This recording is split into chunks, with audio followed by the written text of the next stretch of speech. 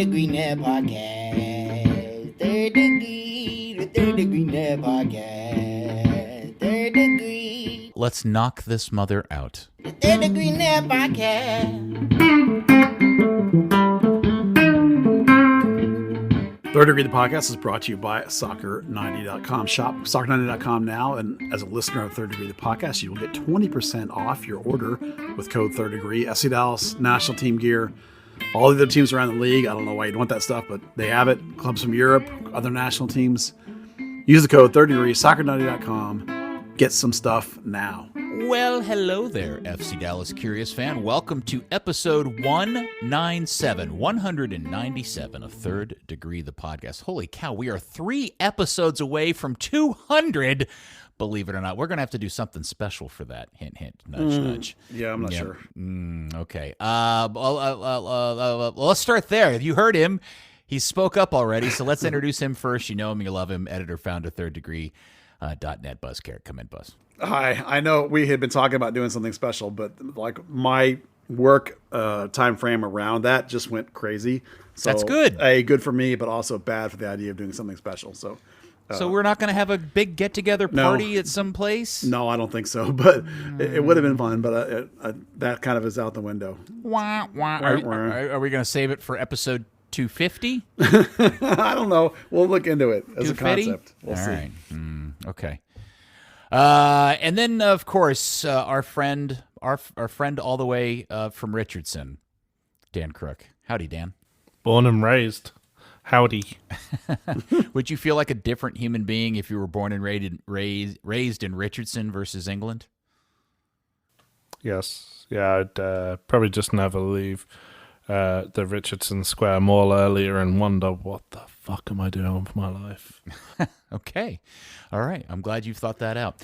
Yeah. Guys, it is FC Dallas spring training. They've been over in Spain. We don't get a lot of information back from the club, spits and furts. And I think there have been 3 preseason games that have taken place since the last time we talked.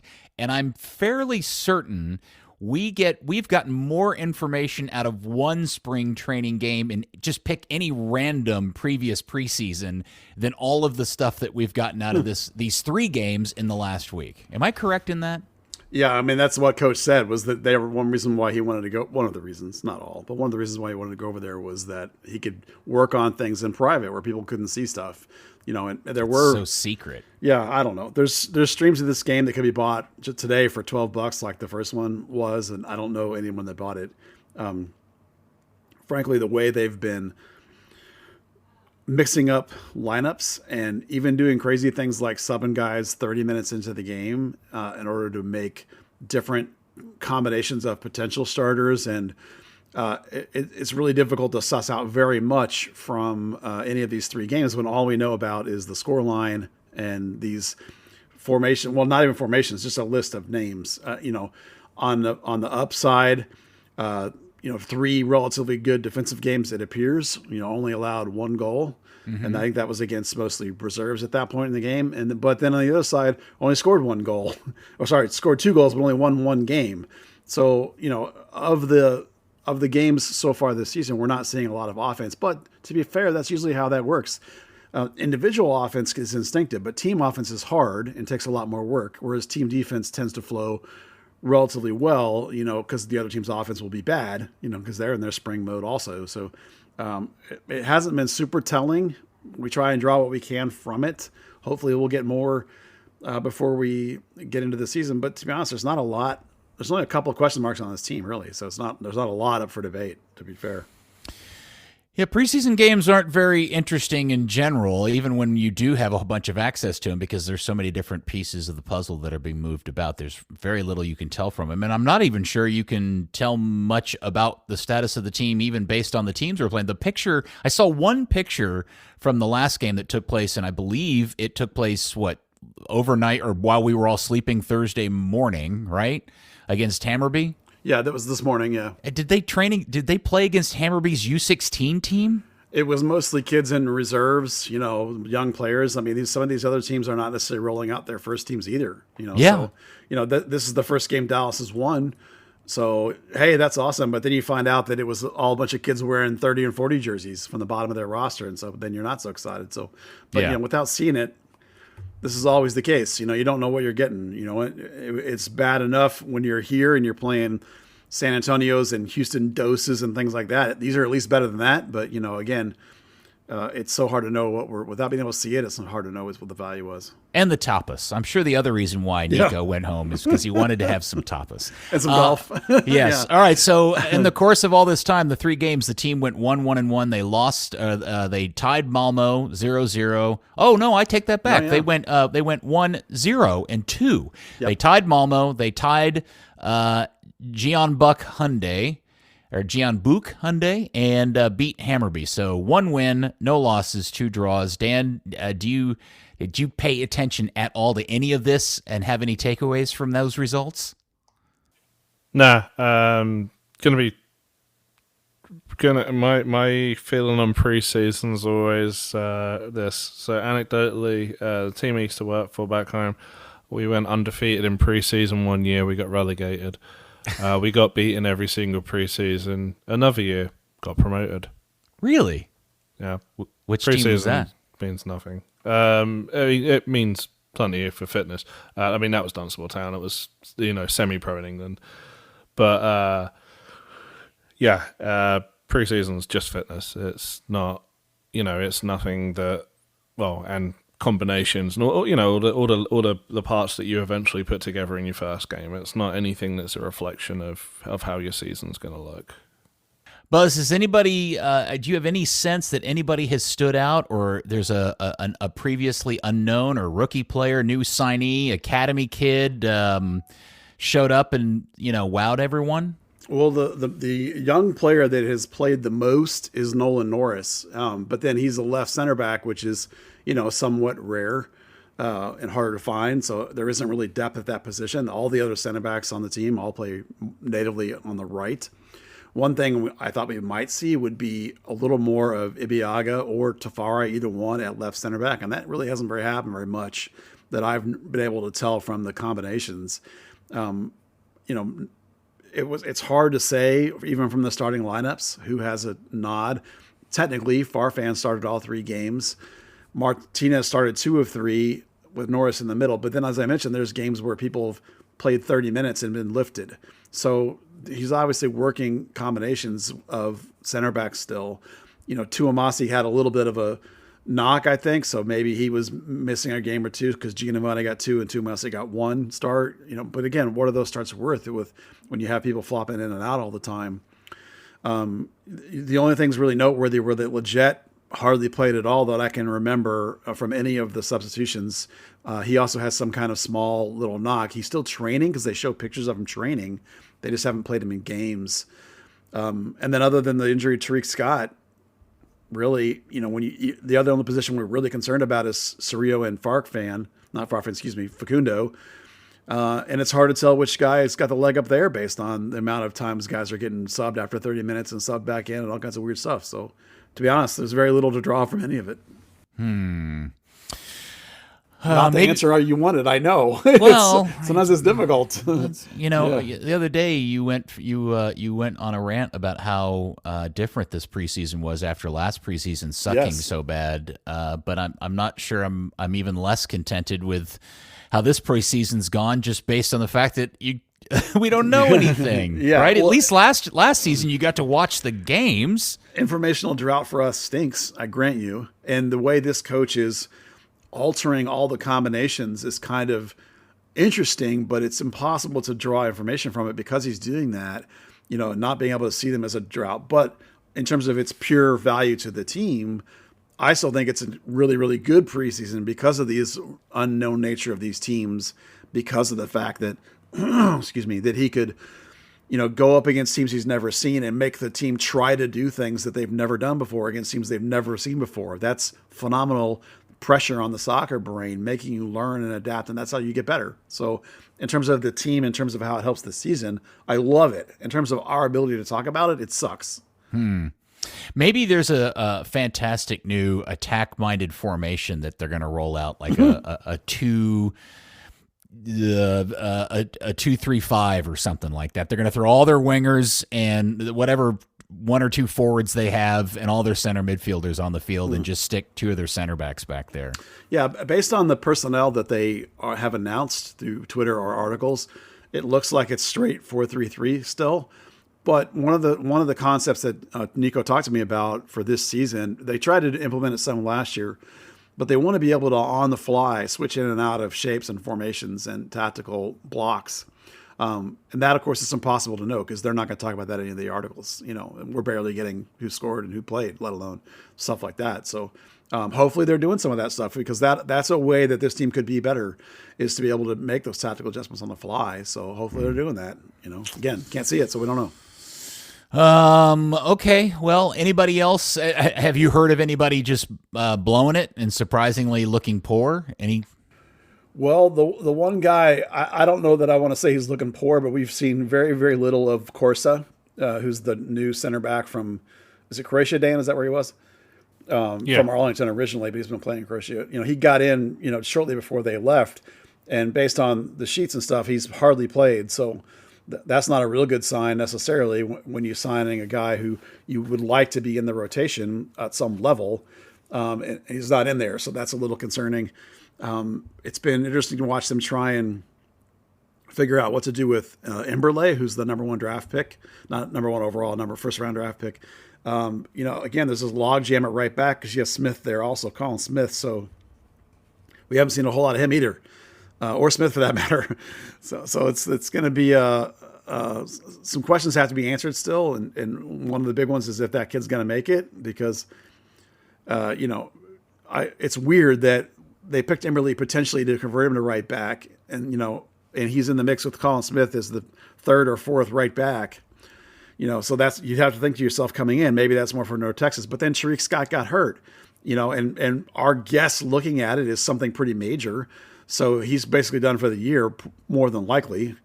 Well, does that open a door for Emberley to make this roster as a wing, which is where he played in college, and not the right back conversion? So if anything, these games made us ask more questions than we had before they even left, which is really weird, but that's the way it is when you can't see it.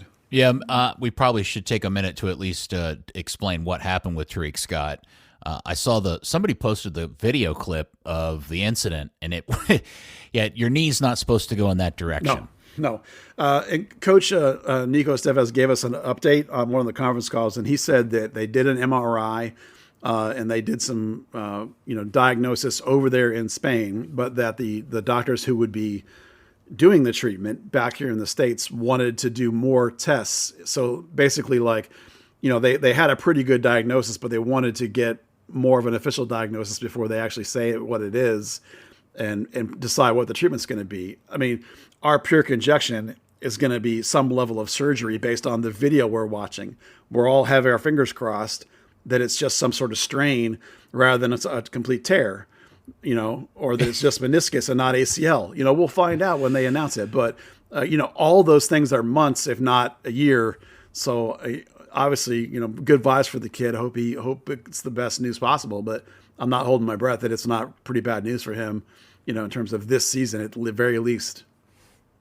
Yeah, it did not look good at all. No. Okay. So just on a high level look at this, they scored 2 goals and they only gave up 1 goal, and that's it's great not to give up goals, but it is are you at all concerned that and one of those goals was a penalty kick by Obrian of all people? Yeah. Is that something to worry about at this point of the season? A little. I'm not, like I say, team offense takes longer than individual. There's not a lot of new parts in here. Yeah, I know. That's the concern, is that you would have thought that with all the new pieces, the one caveat to that is that, Leget's not there, who's the sort of assist man in midfield these days. Probably when Pamakov's playing with Siki, those guys are trying to fill that role, but neither one of them are as good as that. I definitely have concerns about the offense. Now, I'm not in panic mode. I'm not, tearing my hair out or anything, but I definitely, have an eyebrow raised of, okay, guys, we need to see a little offensive movement here. In the post-game sound that they posted from today, Coach mentioned, factors of, not being quite good enough on the final shot. Maybe we're taking one touch too many. Maybe the keeper made a save. We had opportunities to just didn't convert them. So it sounds like some of the things that have plagued this team on and off for years, which is getting in good position and not converting. Again, hopefully that gets better with time and confidence, but yeah, sure. Concerns. Are they posting any kind of stats or anything from the games? Do No. we have any? Okay. We don't even know. Yeah. All right. Nothing. Worthless. Yeah. I mean, today, the original article they posted didn't even have like all the subs in it. Now, admittedly, they started their travel back. And so Garrett said that he was able to update it more later. And so they actually had all the subs by the time I saw it late this afternoon. So, there's just not a lot. There's no video that I know It's hard to of. get excited. It is hard to get excited. The results are not there enough to make us get excited, but that's often the case of these foreign team games. Like most of all the trips I ever went on, it's not like the Burm are winning games like crazy on those trips. They were almost always ties and losses because, again, those teams are really good. They're playing, I can't speak for these teams they play, but Malmo's a great club, historically speaking. Hamry played reserves today, but, from the soundbite Nico posted, he actually said the Hyundai team was the team that got at them the best, and gave them the most trouble. So decent games, it seems. We'll see. Okay. Dan, why don't you make everybody feel better? And there's more games to come before the season starts, right? They're going to play somebody good before kickoff on the 25th, right? No, they're going to play Houston instead. Oh. Is that literally the only thing left in terms of like a formal game? Yeah, or got scrimmage 1 week left, and I mean they did say TBA, but they get back. They get back on the 11th. They've got 2 weeks to go. A game next Saturday. I mean, they may have something local against a college or a small team, but there's nothing. There's no time for like a real stadium game or anything in that span. Well, Dynamo Dos, which is the MLS Next Pro team, bizarrely, they posted their training schedule, their preseason schedule, and they actually listed a game against FC Dallas on the 16th. Now, you might go, oh, that's North Texas. No. They specifically said Dallas, and then later on they specifically said North Texas. So clearly they think they're playing some team made up of FC Dallas personnel on the 16th. I would assume that's mostly going to be reserves. You're not going to run out your first team of $1 million players against Dynamo Dos. But I'm trying to figure out if the Dynamo doing that is so very Dynamo, or the fact that they don't even know who they're playing is so very FC Dallas. Yeah. You know what I mean? Yeah. Like Dallas, like, we'll send somebody. Don't worry. Somebody will be there. I mean, it may be half North Texas in the bottom of the FC Dallas roster, probably. But I mean, it's some kind of game to try and get something going, And then as Dan said, next on the 18th is the Houston Dynamo real scrimmage down there, closed door.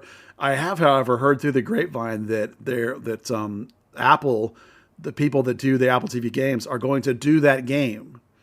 Now, that does not mean it's going to be on the stream available. Wait, do what game? The Dynamo game? The FC Dallas scrimmage at Dynamo. Oh, really? They're going to do a production. I think that means it's a test production. A test Because run. I just know people that are working it. That's how I know about it. So I'm assuming it's a test event and that it won't actually be on the stream because Dallas says it's a closed-door scrimmage. So it'll be interesting to see what actually happens there. Somebody will decide the last minute to put it up. I'm not going to hold my breath if that's the case, though. So it's just an interesting test in terms of, we talk a lot about TV and the Apple TV thing on here, so I thought you guys might find that interesting. No, there's something else about that I want to discuss. But it's funny, and just kind of watching other people's reaction on social media. My sense is that this kind of like behind closed doors skunkworks preseason thing that Nico has going on is not unique to Dallas. Like, there are a lot of people complaining about a lot of MLS clubs not streaming their preseason games, not being open to the media, and I'm also, I don't think I've yet seen, and not that I've been out looking for it, but you guys probably have a better sense than I do. But my sense is I'm not sure any MLS club has had like a really impressive slate of preseason games to play. I haven't seen any, but my big picture thinking is always like, look, the NFL puts their preseason games on TV and they make a lot of money. So it's like, if the NFL is willing to do it, I don't know why MLS teams aren't willing to do it. I think it's crazy. But, yeah, I'm just talking about the quality of the training, right? Like, Yeah. I just don't know what. I'd be interested to know that if you got Nico in a room with some tapas and wine, if he would honestly tell you they really got their money's worth out of a trip to Spain, other than traveling and playing some teams they normally wouldn't play, and Dynamo went to Mexico. I know that. So I don't know who all they played, but they and other teams took advantage of that. I can't remember who else went to Mexico. Somebody did. Somebody always goes to Florida and Arizona. I didn't pay that much of attention to where other teams went. I'm not going to back off on the idea that I think this trip to Spain is fantastic. These kind of teams, when I thought under Colin Clark, this team consistently improved season after season as he built the team up to where the year that he got fired, he actually was wire to wire first place in the West. Those trips were always over to Europe, and they always played these teams that are off, like at the same time, the Norways, the Swedens, the Russian, whatever they were, that were like with Dynamo Kiev, Ukraine. So those things always I thought were so much better than the times I've gone to, Arizona and watched them roll over some MLS teams or roll over USL teams, and then the season starts with a dumpster fire. So I'm 100% that this is great. I love it. Very good. I was going to mention, because the big talking point this week is the Athletic article suggesting that the playoff structure is just going to be completely total clown show circus stuff. And clearly it's just MLS trying to accommodate Apple's need for more games to put on the system of value. But it also plays into the fact that maybe preseason, and having valuable games isn't all that important, because clearly now the league is even putting, is really just kind of, all right, yeah, we're going to play a regular season, but most of the teams are going to make the playoffs. And so the value of the regular season, especially at the early part of it, isn't all that, of consequence anyway. So why not just take it easy during preseason? Yeah, I feel like there must be some big pressure from Apple to have more games. There has to be. Because I don't know, this is like the third or fourth different playoff model we've had floated. Now, listen, don't think for a second that they don't leak some of this stuff just to see how people react. They 100% do that. So there's no guarantees that this is actually happening. I think it's weird that we're like 2 weeks from the season and we don't know what the playoff structure is. That's kind of weird, but 9 teams a conference. That's just so ridiculous. Yeah, well, you play a 38 game or 39, however many games in a season, and over half your teams make the playoffs. 60-something% of your teams make the playoffs. Well, in the first decade, it was all but 2 teams made the playoffs. Yeah, we're in a little more. That was a much smaller league, though. Yeah, I get it. I can understand the pressure from Apple TV that wants more games, and so the league is floating ideas, trying to figure out how the hell they get more games without going, with the structure they have now. They floated that World Cup idea. They floated adding one team. Now they're adding a couple of teams with basically they're adding a knockout round, basically is how they're doing it, of like almost like a wild card scenario with like 1 or 2, like the last round teams are going to go into single elimination, and then it'll be 2 legs or whatever after that. I mean, we've heard 8 different ideas now. So yeah. Well, okay. So I guess maybe my thinking is I've said before, I just have a feeling this is going to be the weirdest Major League Soccer season ever. And a lot of that is because of the fact that they've built in this like stop down in the middle of the season to play this Leagues Cup tournament against Liga MX, which kind of makes it wheels off to begin with, and which is kind of like what just happened to all the European leagues with the World Cup, a dead center in the middle of their league season. And between that and the start-stop of the regular season and now this playoff hoopla that they're trying to screw together, are you I guess my question is, I'll ask Dan this question. Dan, does that in any way make you more excited about this season? No. The ever-changing landscape's almost kind of off-putting. I think you remember the COVID season when they didn't confirm even how many teams were going to make the playoffs until like halfway through, and it just it just added to, as well as, no fans and everything. It just kind of added to the, if we don't know, the feeling of, if we don't know what the, what the aim is, then kind of what's the point? Yeah. If they're dying for games, maybe the best way to do it is play your regular season and end up with a East and West champion, and then throw together all the teams in a March Madness style single game elimination knockout tournament, and the higher seeded team hosts.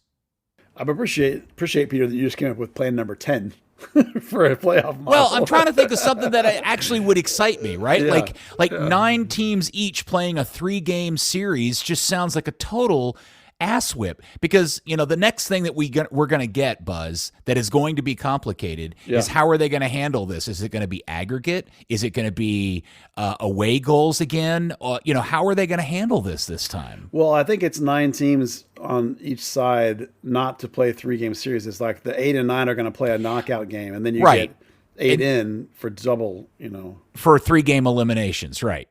Was it 3? I thought it was 2. Oh, I thought the last thing I saw this week was there in the athletic art was best of 3. Yeah. Okay. Yeah. I mean, see, they're trying new things all the time. I don't like best of 3. That's too much for me. I would have, 9 teams in with a single knockout, and then you do best of 2s after that. I'm fine with that. I don't love the best of 3 concept. Because I'm trying to think of that. How many rounds would that be? Because theoretically now a team would play, is it 38 or 39 regular season games? 34. Oh, 34. Okay, I'm totally off. So 34 regular season games. How many Leagues Cup games are they going to play at a minimum? Well, let's say maximum. 2, yeah. Okay, so 2 round games, and then if you win it, how many more games will you have played? 4 more.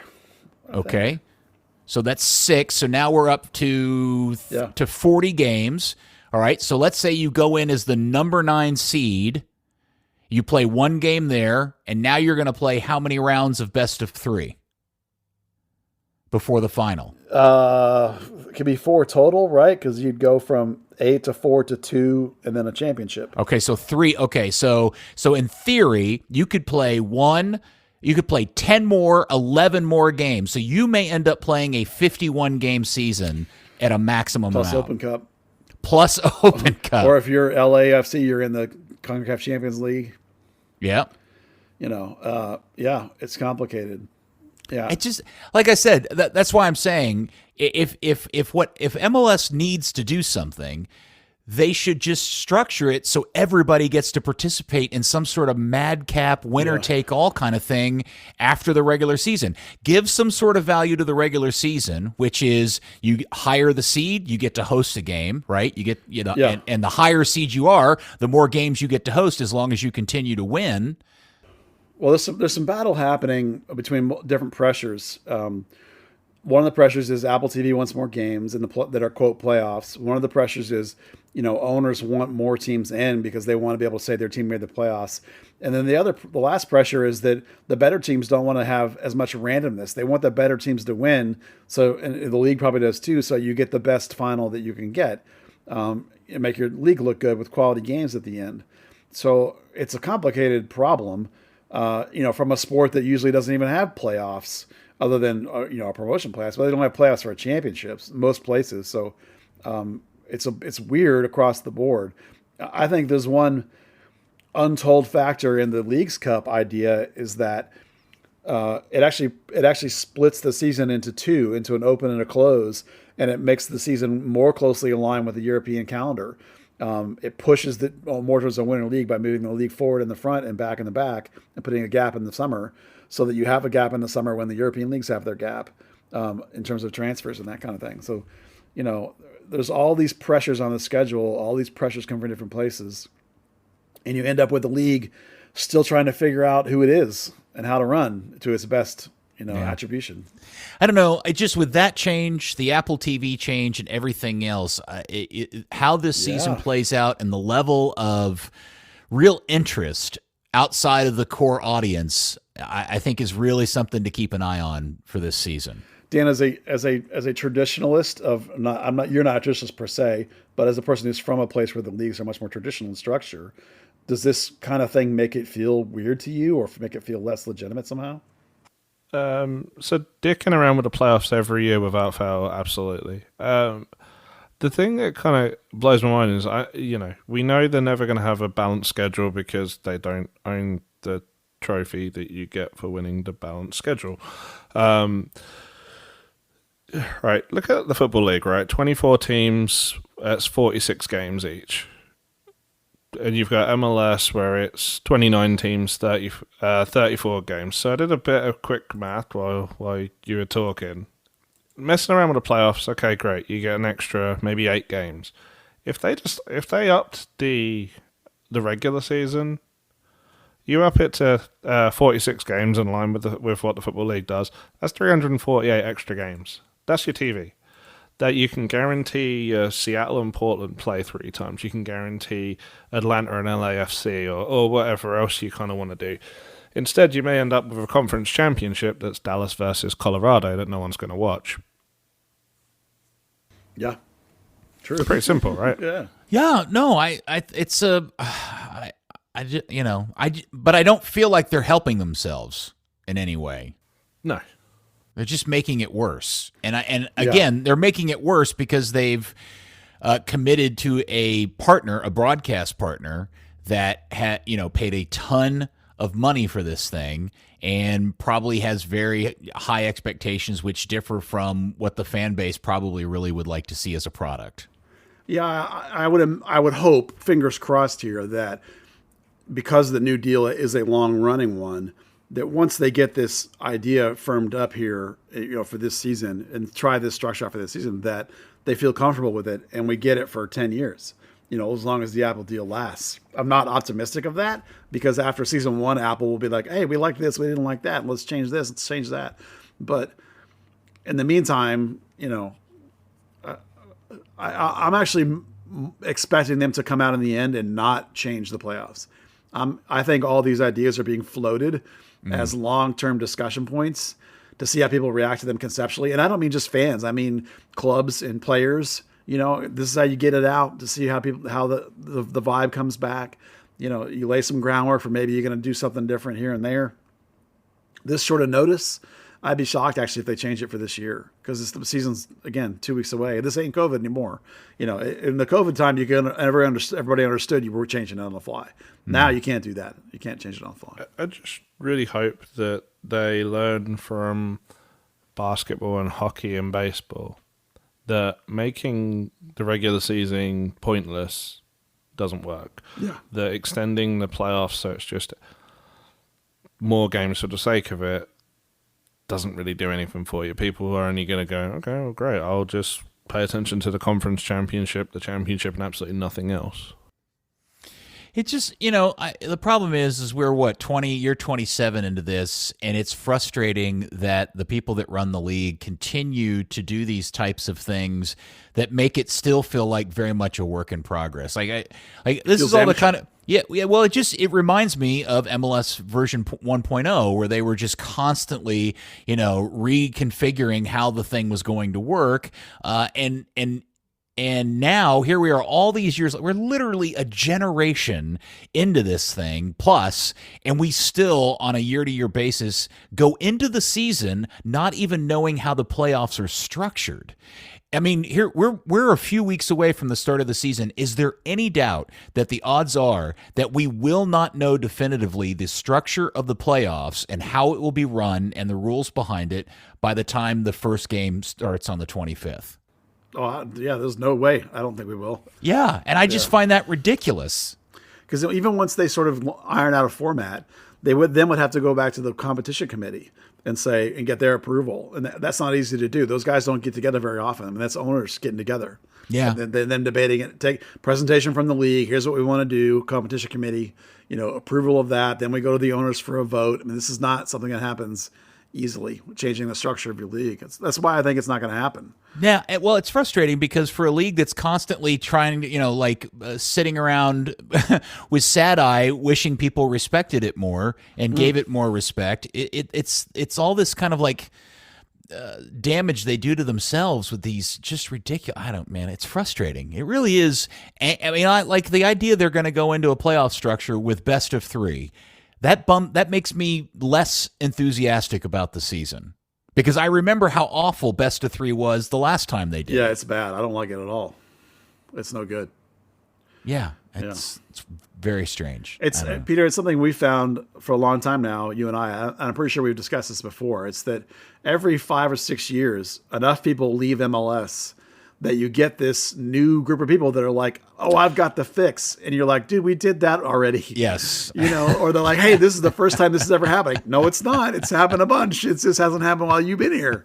You could say that about FC Dallas too. Yeah. Oh, Across for the whole sure. league, I'm sure. Absolutely. Yeah. Yes. And the oddity of all of it is I can't find that group of people that come to me and say, "Hey, have you guys ever considered a 35-yard shootout?" Oh, yeah. And I'm a big fan of that. Can we please, where are those people? Those are the people I want to talk to, or the people that want to bring back the shootout. You remember in '95, they were just talking about kick-ins instead of throw-ins. They talked about making the goal 1 foot bigger all the way around.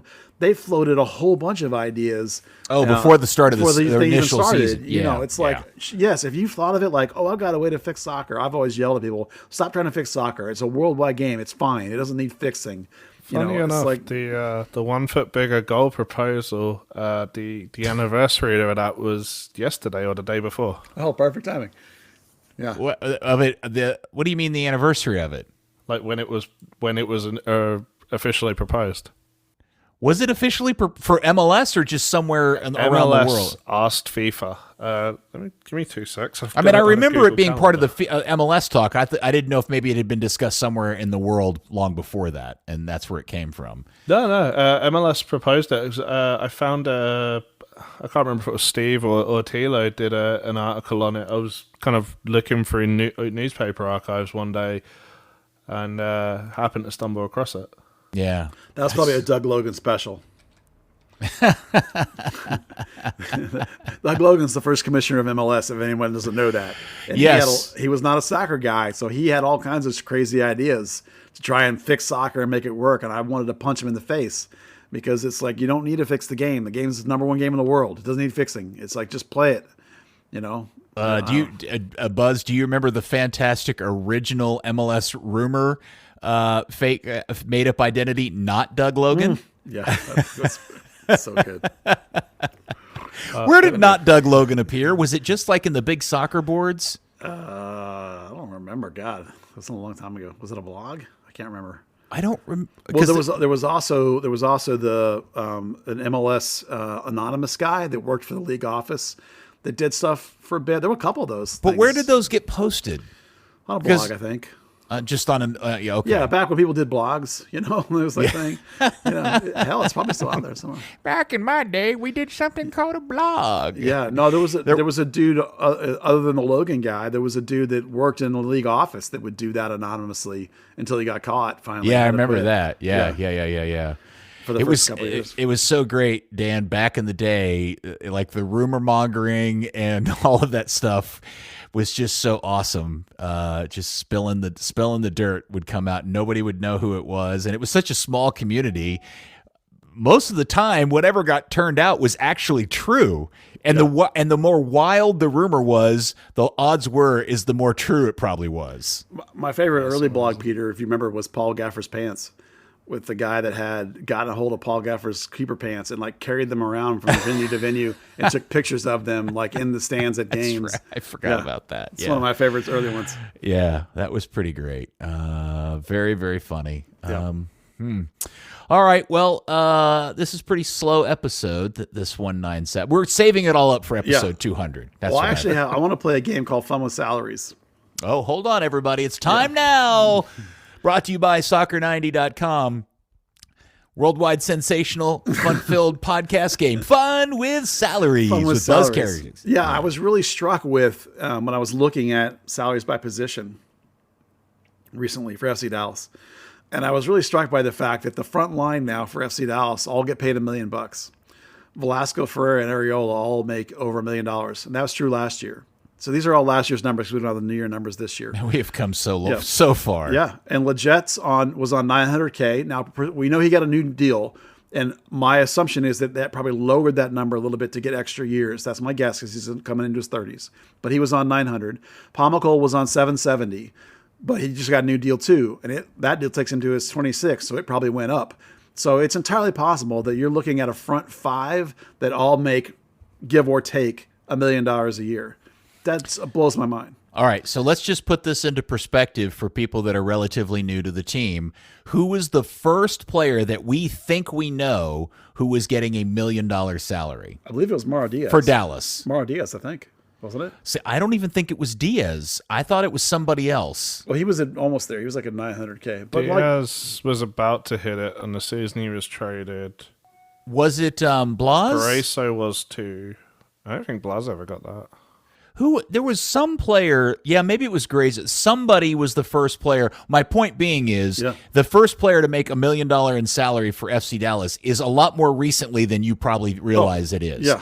And that was not just the first one. That was the only one for a period of time. I mean, not until the last, season or two has there been multiple $1 million salary players on the team. If I remember correctly, Diaz was just under $1 million. And when he got that offer to go to Abu Dhabi or whatever it was going to be $3 million. So he basically was tripling his salary. That's right. Yeah. And so we were like, it was like with bonuses, he probably was over $1 million. But to put that in perspective, the other day I was looking up sort of old salaries, and I think when Ronnie O'Brien first came here, he made 60. Okay. So yeah. I mean, you would not believe the differences in money. But just to continue this game, the holding mid, Faco's was on 786. That'll be 800 this season. And Edwin's on 130. So that's fun, that spot. And then outside back, as we always talk about, not a big time money position. Farfan was on, I think he was on 235. And he has a new deal though. So that might be, 225. So he has a new deal now. So that probably went up, but it's not going to have gone up to like 500. I don't think. We'll see when it comes out. Tuamasi was on 290, for example. I think Hollingshead was like on 275 or 3 when he got traded. We don't know what Giovanni's on because he just got here. So outside back, not nearly the same money. Martinez was on 650, but that'll be going up to considerably more than that, I imagine. Yeah, it'll probably be up around 750 maybe. These things all go up a little bit. But Tafari and Tafari was on 197 and Ibiaga was on 225. Now Ibiaga has a new deal. And I think Tafari just signed a new deal too. So those guys both could be up some. Paz on 150K, Maurer on 275K. So it's funny, the front 5 guys are all on $1 million, and the bottom 6 guys, other than Martinez and Hedges before he left, were all on, 300 and down. Some of them as low as like 150 or 175. Martinez is the outlier at center back, which is why we talk about this general concept of Ibiaga and Tafari are not paid by the club like they're frontline guys, like Martinez is. So it's a new era, and it just blew me away that front 5 are all probably, we don't know for sure on Leggett and Pomykal, but presumably since Leggett was on 9, it's going to be close, and Pomykal was on 7, and his probably went up, so it's close. So it's amazing. It is something to think about that they dumped Franco Jara's $3 million. Yep. And they arguably are almost certainly going to, and have not added a significant name to the roster, and are likely now going to have a taller salary wage bill this season than last. Well, I did a burn on this the other day, and they've actually set themselves up for, we talk about coach cycles, right? Nico Estevez, this is year 2 of the cycle. So you build towards 3 and 4. That's when you make your real run. At the end of this season, Martinez, Obrian, Maurer, Cerrillo, and Falco all have their deals run out, right? So you can clear, Cerrillo makes hardly anything, but they'll probably want to extend him anyway. And Maurer's relatively cheap too. But they have bigger contracts in Martinez, Obrian, and Facundo, who may or may not, depending on how you feel about those players, be in your long-term plans. So you're looking at roughly like $1.9 million that'll come off of, well, I won't say the cap because nobody gets paid full amount. That's all gets tamed down. But it comes off the Hunt's internal budget. So you may, between dumping Faco this year, goodness, I got to get my brain straight, dumping Jara this year at $3 million, and those other 2 guys are another 1.9, you might have close to $4 or $5 million available to yourself over the back end of this season going into next year. All right, Dan, I don't know if you picked up on what I picked up on right there, But what I just heard Buzz Carrick report is that the 2023 FC Dallas season is going to be pretty mediocre to shit because it's not not far enough into the coaching cycle. It's very possible. So just keep the hope, right? Just keep the hope. Let's not be a buzzkill. Yeah, it's pretty clear this is a step forward by progression year. You hope your young core gets better, and you hope you can. Is that a preview of your prediction? Whenever we get to predictions in the next few weeks. Mm-hmm. Yeah, pretty much. Yeah. Okay. All right. Yeah. Am I going to have to be the hopeful one again this season? You really are. All right. On top scorer. Yeah, I'm a pessimist by nature, Peter. I can't help it. Me too. As everybody in the world absolutely is aware of. You're a curmudgeon. Yeah. And I was right on the Oberon prediction for at least one game week at the beginning of the season, Dan, I'll have you know, sir. At least I said Jesus. I just was way off. He doubled the number I had. Yes. It's funny when I saw that Oberon had scored that penalty kick in the game the other day. It dawned on me that I had totally forgotten that Oberon was still on this roster. Like, for some reason in my head, I thought they had finally sold him and gotten rid of him. And I will say, as a sneak preview of the prediction episode that we do, I will say the fact that they did not get rid of him and improve that particular roster slot is a little bit concerning to me. Yeah, I could see that. I mean, what's his salary on? $400K. That's not horrible for a backup. I mean, that's the same number Brandon's on. These days, that's a backup money. So, he can give you a little punch off the bench. I agree with you that the upgrade they looked to made there was Kamungo, essentially. I do think that wing as a position, particularly now that Tariq Scott got hurt, although he wouldn't have contributed a lot this year, I don't think it's out of this world that they would look for the opportunity to improve that position. You remember I predicted a couple of weeks ago that Oberon would be sold this year. Yeah. Before they let him walk away for free. If you can find somebody in South America that'll take him back for even if it's like not a buyout, but just like the equivalent money of the rest of his salary, you go ahead and do it, and then you can make a move in the summer with some of the extra money you have at that position, perhaps. But it's also a depth, though. You don't want to spend big at depth, so we'll see. Okay. All right. Well, anything else we'd like to chit-chat about? Any kit talk? No kit talk? No kit talk. Just some more U17 CONCACAF championship call-ups for FC Dallas. I mentioned Malachi Molina got called by Jamaica last week. Julian Eystone got called in as an alternate for the U.S. team, so he's now third, basically. The championships only run 20-man rosters. That's why there's no third keeper on the roster, or he would be. Nairobi Vargas has made the Honduras roster. And then Ian Charles, who's a 2007, which is actually quite young, made the Puerto Rico roster. They don't go down until the knockout phase. Puerto Rico doesn't. And then just for other local kids, a kid named Sean Albertron from the Dallas Texans made Costa Rica's team. And a kid from Solar named Juan Torres also made Puerto Rico.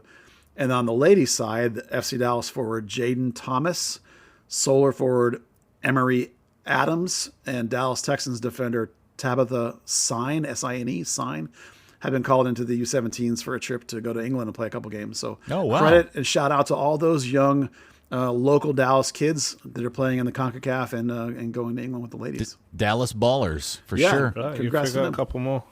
Oh, is there more today?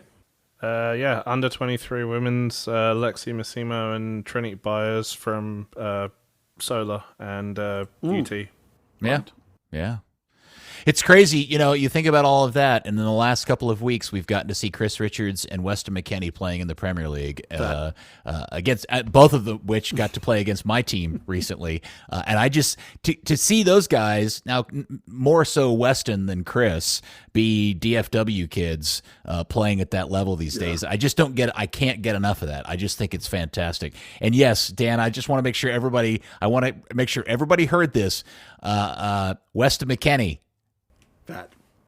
I'm sorry, what, Buzz? Fat.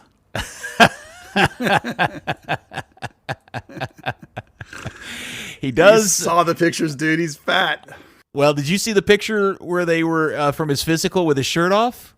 Yeah, he looked a little chunky to me there, too, I thought. Yeah, okay. Yeah. All right. He looked like post-World Cup. He had a couple of beers. Well, I haven't Just finished. saying. I haven't watched the Leeds United game. I know the result, but I heard reports that Weston played really well in that game. So Yeah, that's entirely possible. Look, he's been playing for clubs like Juventus, and now he's at Leeds. I'm not saying the kid's. I'm just saying that post World Cup, he might have had a couple of beers. Everything is relative. He's still a world class athlete. I'm just saying, you saw the pics. He looks pretty fat to me for a player. All right. He's a world class soccer player fat. Yeah, you guys make fun of me, but when that time I said Paxton was fat, he was. He came into camp overweight. He hadn't played in a year and a half. It just seems so harsh. Well, I don't know how else to describe it. It's like Not fit. Maybe sure, out of but shape. Fat's funnier. It's like the keeper Philippe that came into camp fat, and by which I mean like 30 pounds overweight, and then That's fat. Yeah. And Bernie Kamigo, by word around the grapevine, came in a little heavy this spring. Didn't quite do the fitness he was supposed to do over the winter. Look, it matters. Like here's, for example. Are you me and Dan fat? No, we're not I even. am. Yeah, come on, we're not even in the conversation. Okay. You're Well, at least skinny compared to Dan and I, but compared to like an athlete, you're fat. I think my giant melon-sized head is what It's really deceiving. is deceiving. It Yeah, was, really.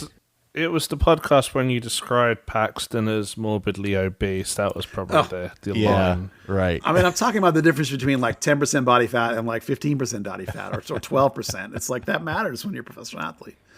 Yeah. God, could you imagine being Buzz's wife? He must be so hardcore on her fitness and. Come on, and she's not a makes- professional athlete. But she's your wife. You're demanding, Buzz. I'm sure you have a very high quality standard. Well, she's way higher than my standards, so that's she's awesome.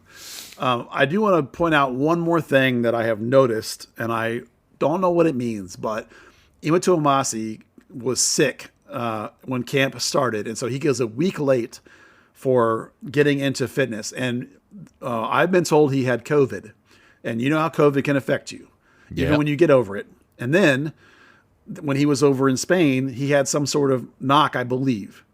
So if you're in a battle and at a spot where the organization currently has 5 right backs, that maybe wasn't a good combination of events to have happen when there's $1 million player, $1.5 million, excuse me, that they just signed.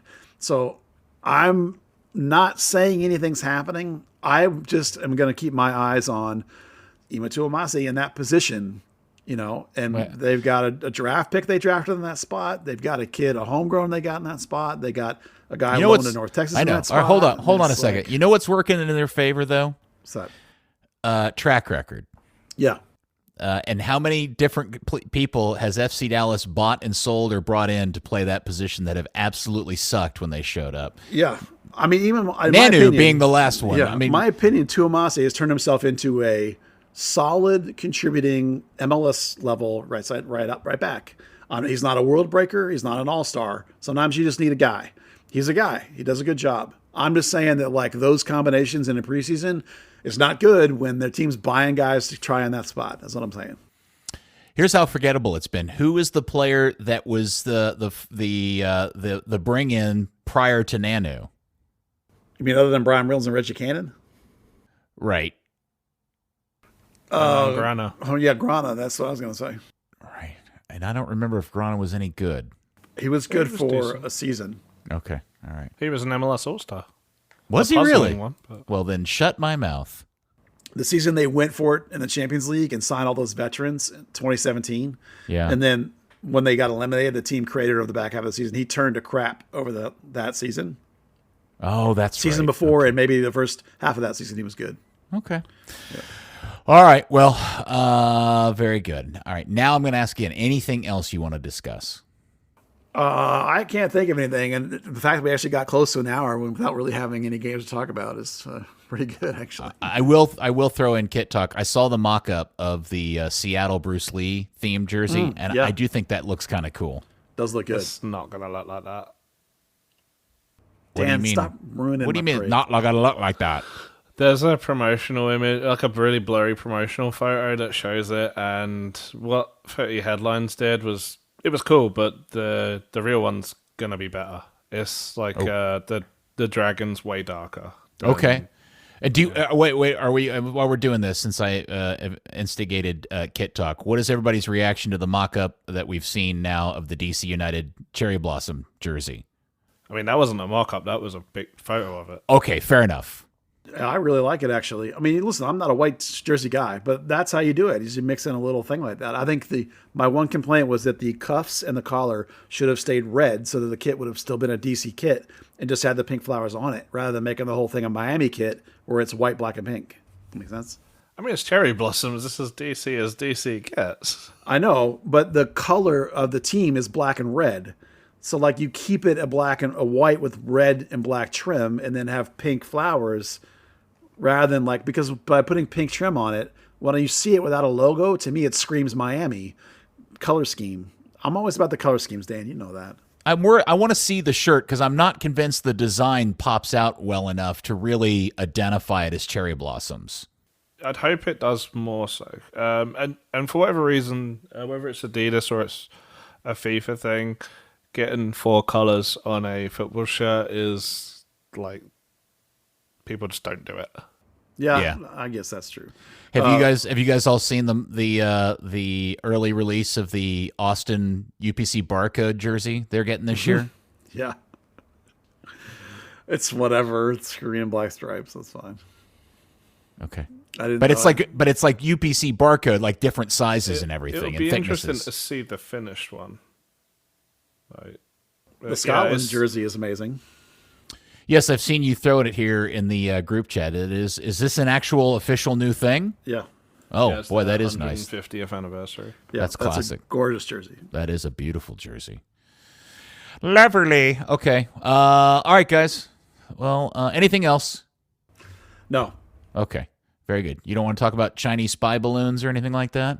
No one cares about that from us. Only if they're over practicing the Yes. Costa del Sol watching soccer. Oh, I know what I wanted to ask. This came up I saw this on Twitter that Jeff Cassar is technical director of Dallas Roma. Dallas Roma, yeah. Wait, hold on a sec. When did Dallas Roma become I'm assuming this is like a youth academy setup? Well, they've always had a youth club. The Dallas Roma adult team was like an extension of the youth club, the one that made the great Open Cup run. It was? 20 years ago, yeah. Dallas Roma has always been a youth club. Oh, I thought Dallas Roma was just a local NTPSA and women's league adult Sunday league team. I didn't know they had a youth Yeah. Really? Yeah. How long has that been around? I mean, they was around back then. I mean, they've always had a thing. Oh, I had no idea. All yeah, right. yeah. So the adult extensions of it on the men's side are gone, as far as I know. No, there's still a women's Roma there? team, and I think there's even a co-ed Roma team still.